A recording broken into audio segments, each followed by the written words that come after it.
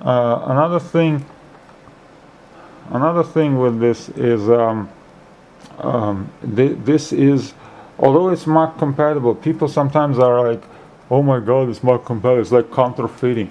It's really not. You know, we are well within our rights to build these machines, okay? Actually, Apple uses the hardware that it did not develop itself, okay? Nothing in iMac, not a single piece of electronics, not a single piece is developed by Apple. Not a single piece. The processor is developed by Intel. Everything, the motherboard is developed by Intel and somebody else. It's all essentially a Windows components, okay, that macOS uses. So who is counterfeiting whom, you know? Big question. Another thing is with, so you guys feel easier about it, is macOS 10 itself is based on an open source free Linux, okay? That's why a lot of drivers for these Mac compatibles actually are taken from the Linux without any modification.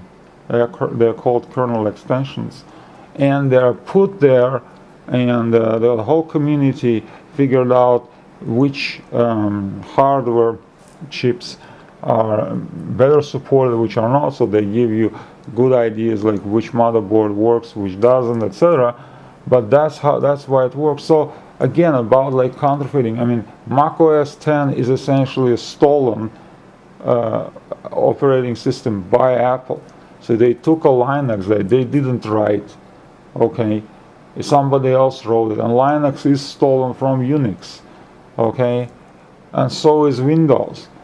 So, but at least Windows, they wrote a lot of themselves. These guys, they just took the Linux, they put on top of them this Aqua layer, and they created a whole product, complete product for people to just they created a really people's computer, okay, on Apple. So that's another thing to consider. So when you're judging yourself or somebody else, thinking, oh, he's making something compatible, that's really bad. Don't be an unpaid Apple's police. You know, you don't know whom you are defending. These guys are really not honest people as much as they want you to believe them, okay?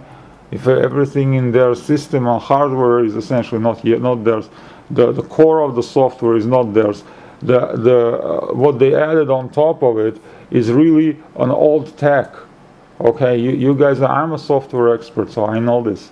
The Aqua layer itself is very slow layer that they developed some 10 years ago, okay? It's based on Objective-C language.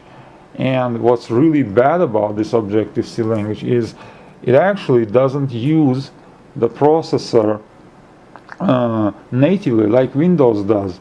Every processor has native instructions that are very fast, like move these chunks of data from here to here, boom, and it's moved. They don't use that kind of instruction. They have what's called low-level virtual machines. So they have a software created processor between the real processor and the operating system. So they call like these fake instructions, and those fake instructions are translated into real instructions. So the whole system is like at least 30% slower, at least. And that's why when you go and buy on all those MacBooks and iMacs, they are very slow, even on the modern hardware. That's why it's very important to get 8 cores on i7, okay? I personally, my biggest complaint with Mac was that it's slow. And I have 2 Mac minis here like next to me, and I worked with iMac. They're all slow, and really i5 is really not enough. Not only that, the Apple puts a mobile processor at a lower gigahertz rate. This guy is 3.4. To get this processor, you really need to go with the highest of iMac for almost $3,000. Yes, you're gonna get a bigger monitor, but let me tell you, pay me $3,000, I'll give you 2 iMacs like that with bigger monitors, okay? And So it's not like so it's almost not an argument. So every other iMac that you're gonna buy is gonna go with a mobile processor, which is 2.7 gigahertz, 2.8, 2.9, 3.1. Okay, and mobile processor, not only the gigahertz rate is lower, their job is to conserve energy, and they're slower by themselves. So it's yeah, their hardware is thin, whatever, you know what I mean? Who cares? It's on a desktop. All right, so that's also a very important thing to consider.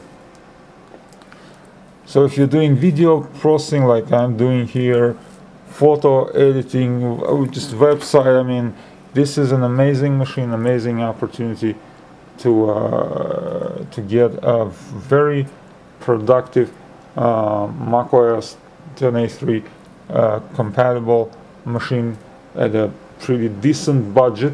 It's not like $600, all right? So don't look for miracles, but it is less expensive, and the quality and everything is just worth it.